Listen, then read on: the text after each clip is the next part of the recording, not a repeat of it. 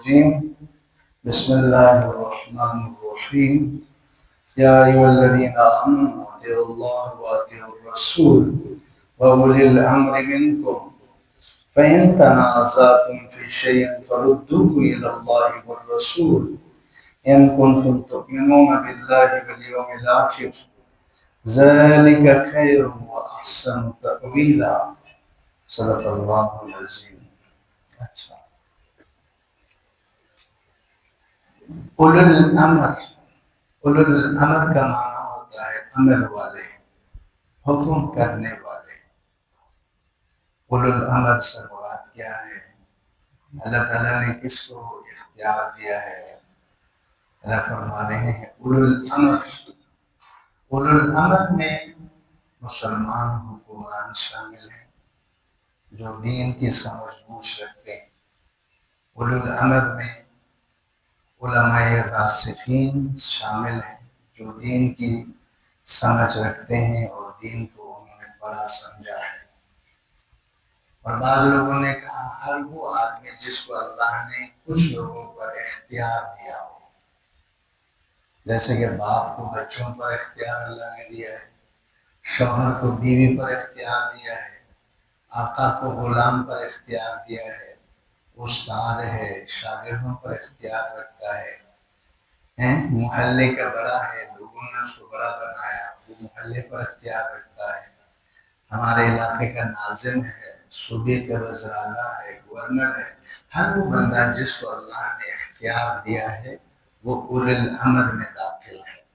اب اللہ یہاں سے کیا کہنا چاہتے ہیں؟ ترجمہ سن لیجیے۔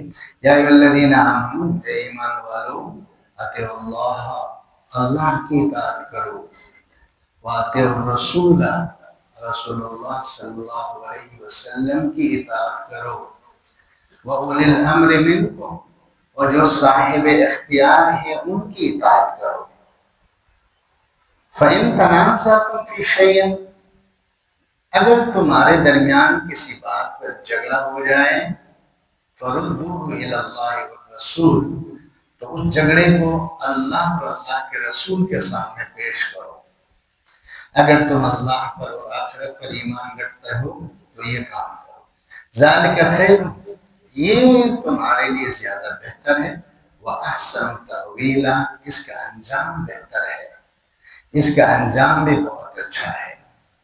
یاد رکھو یہ وہ آیت ہے جس میں دین اسلام کے انفرادی اور اجتماعی احکام، چاہے ان کا تعلق عبادات سے ہے، چاہے ان کا تعلق عقائد سے ہے، معاشرت سے ہے، سیاست سے ہے، معیشت سے ہے، معاملات ہیں، معاشرت ہے، دین اسلام کا انفرادی اور اجتماعی شعبہ ہے، زندگی جتنے ہیں، اللہ نے فرمایا کہ وہاں بنیاد دو چیزیں ہیں، ایک اللہ کی اطاعت اور ایک اللہ کے رسول کی اطاعت۔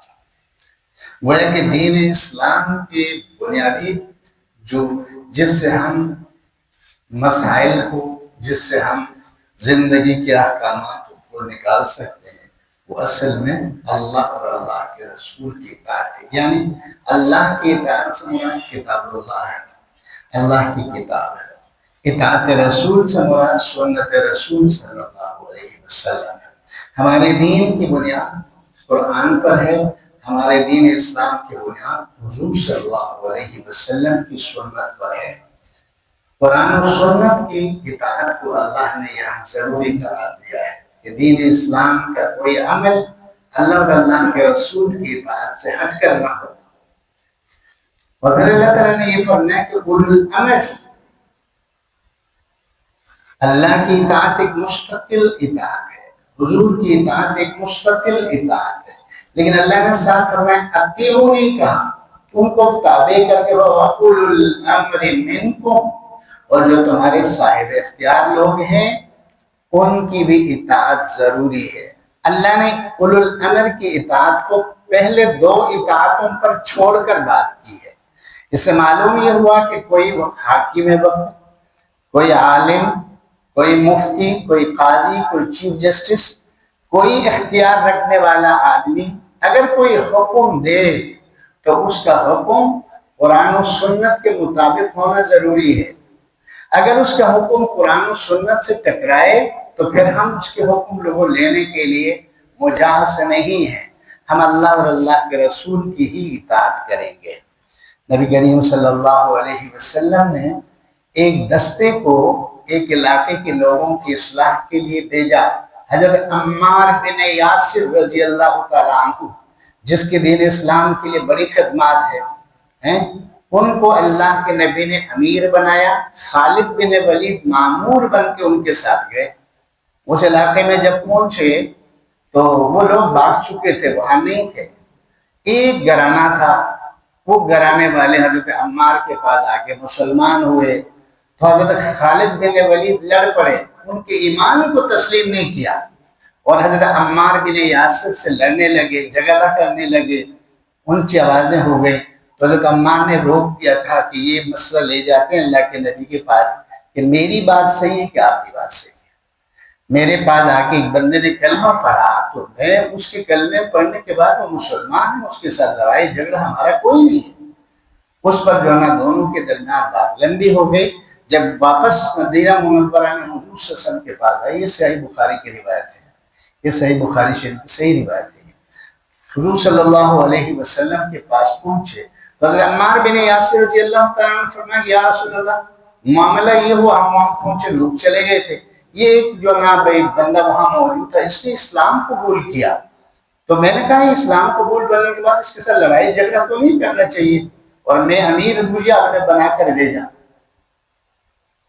تو اس وقت حضور صلی اللہ علیہ وسلم نے فرمایا حضرت عمار کے ساتھ جو محبت رکھے گا اللہ بھی اس کے ساتھ محبت رکھے گا، اس کی بات جو مانے گا اللہ کے حکم سے جو نہ بے اللہ اس کی بات ماننے کا حکم دے، اور اس کے ساتھ جس کا بغض ہوگا اللہ بھی اس کے ساتھ بغض رکھے گا۔ فرمایا کہ جو حضرت عمار کی بات کو نہیں مانے گا اللہ اس پر لعنت کرے گا، یہ الفاظ ہیں۔ یعنی حضور صلی اللہ علیہ وسلم نے پھر اس وقت نبی کریم صلی اللہ علیہ وسلم نے فرمایا کہ اختیار دینے کا مقصد اپنے امیر کو، اگر امیر کی بات تمہارے قرآن کے، تمہارے حدیث کے، تمہارے نبی کی سنت کے خلاف نہیں ہے تو اس کو ماننا ایسا ہی ضروری ہے جیسے اللہ کی بات کو ماننا ضروری ہے۔ اسی لیے نبی کریم صلی اللہ علیہ وسلم کی سنت میں باقاعدہ مسلمانوں کو بتایا گیا کہ تمہارے اوپر حکمان اگر مسلط ہیں، وہ نماز پڑھتے ہیں اور سچ بولتے ہیں تو ان کی اطاعت ہی کرنا بہتر ہے، لیکن جب مسلمان حکمران نماز چھوڑ دیں اور سچائی کو چھوڑ دیں فرمایا کہ پھر ان کی اطاعت کرنا ضروری نہیں۔ تو دین اسلام کی بنیاد سب سے پہلے قرآن ہے، اور قرآن احکامات کا مجمل ہے، تفصیل نہیں ہے اس میں۔ اللہ نے صرف نماز کا حکم دیا ہے، طریقہ اللہ نے نہیں بتایا۔ اللہ نے روزے کا حکم دیا، طریقہ نہیں سمجھایا۔ زکوٰۃ کا اللہ نے حکم دیا، طریقہ نہیں بتایا۔ حج کا حکم دیا، طریقہ اللہ نے احکام دیا، احکامات کا طریقہ حضور صلی اللہ علیہ وسلم نے بتایا۔ اسی لیے قرآن میں دو لفظ آپ پڑھتے ہیں، اطیعوا اللہ و اطیعوا الرسول۔ اللہ کا اطاعت سے مراد اللہ کا حکم ہے، اطاعت رسول سے مراد حضور صلی اللہ علیہ وسلم کا عملی زندگی ہے۔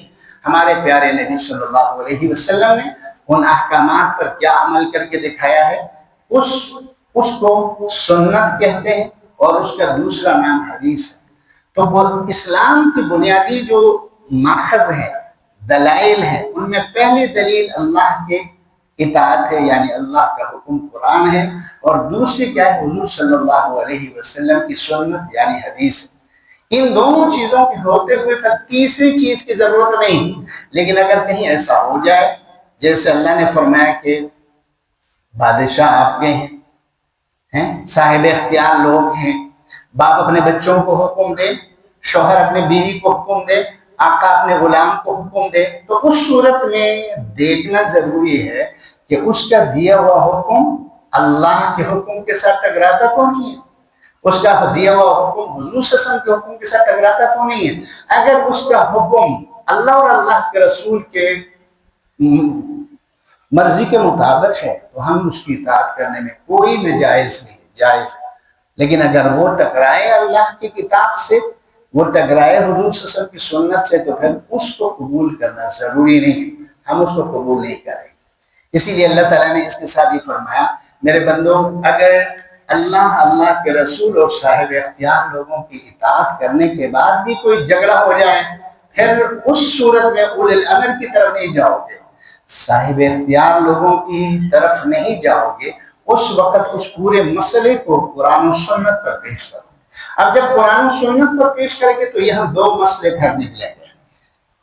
ایک یہ کہ وہ اجتماعی طور پر قرآن کے اس حکم کے عین مطابق ہے، حدیث کے عین مطابق وہ نکلتا ہے اس کا حکم، اجماع امت بنے گا۔ اجماع امت بہت جیسے تراویح کی نماز اجماع امت ہے، اللہ کے نبی نے صرف 3 دن پڑھائی، اس کے بعد آپ صلی اللہ علیہ وسلم نے کہیں فرض نہ ہو جائے، حضور نے نہیں پڑھایا۔ پھر نبی کریم صلی اللہ علیہ وسلم کے بعد حضرت ابوبکر صدیق کے زمانے میں لوگ انفرادی پڑھتے تھے، کوئی 20 پڑھ رہا ہے، کوئی 8 پڑھ رہا ہے، کوئی کتنا کھل کر جو نا ہے اس کے اندر آزادی کے مطابق ہر بندہ اپنی مرضی سے پڑھتے تھے۔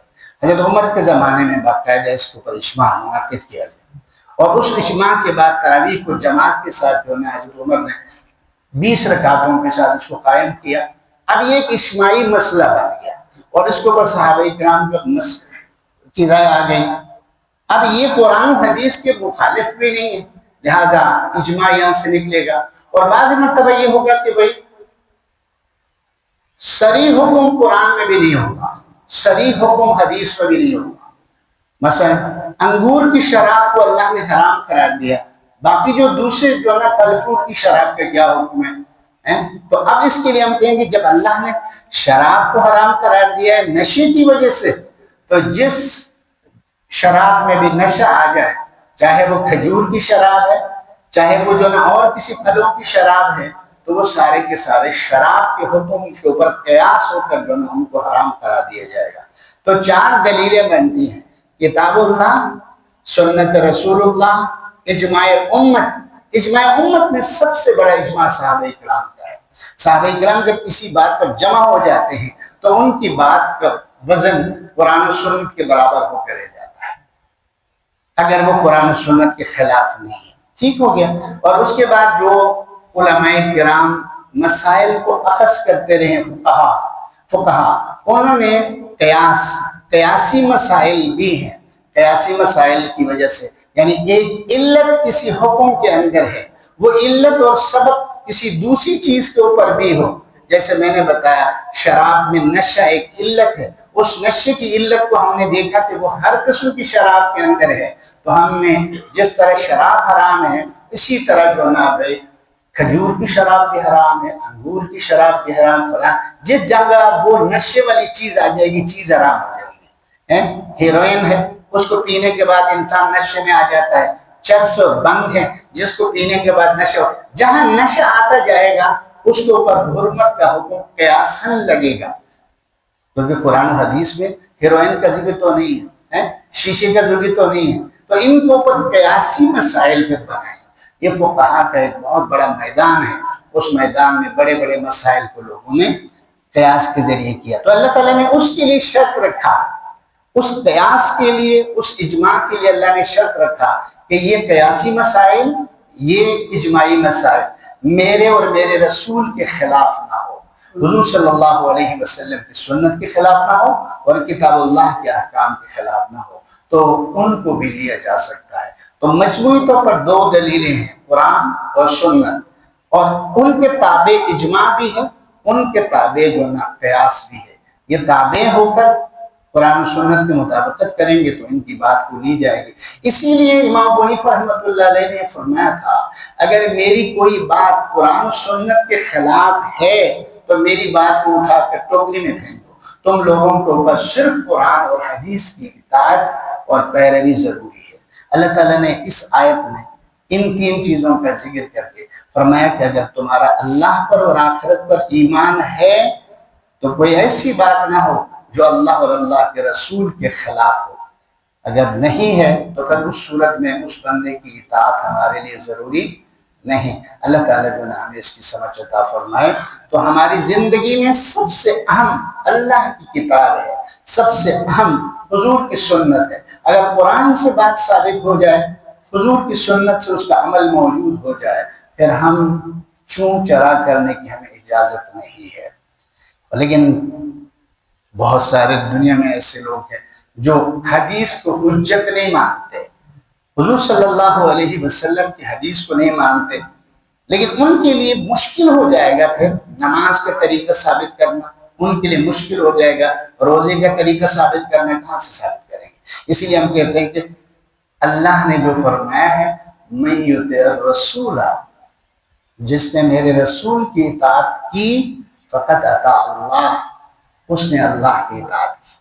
رسول کی اطاعت کو اللہ نے اپنی اطاعت سے بھی پہلے قرآن میں ذکر کیا ہے، لہذا قرآن کو سمجھنا ہے تو حدیث کے راستے سے آنا ضروری ہے۔ اگر قرآن مجید کو سمجھنا حدیث کے راستے کے علاوہ کوئی طریقہ اختیار کیا جائے گا پھر قرآن سے ہدایت کا ملنا بہت مشکل ہو جائے گا۔ سب سے پہلی چیز جو ہمارے قرآن کی آیات کو کھولتی ہے وہ اللہ کے نبی کی حدیثیں ہیں، اللہ کے نبی کی سنت ہیں۔ اللہ تعالیٰ اس بات کو ہمیں سمجھنے کی توفیق عطا فرمائے۔ سبحانک اللہم و بحمدک نشہد ان لا الہ الا انت نستغفرک و نتوب الیک۔ اللہم ربنا آتنا فی الدنیا حسنہ وفی الآخرۃ حسنہ وقنا عذاب النار، وصلی اللہ تعالی علی نبینا محمد وعلی آلہ وصحبہ اجمعین، وبرحمتک یا ارحم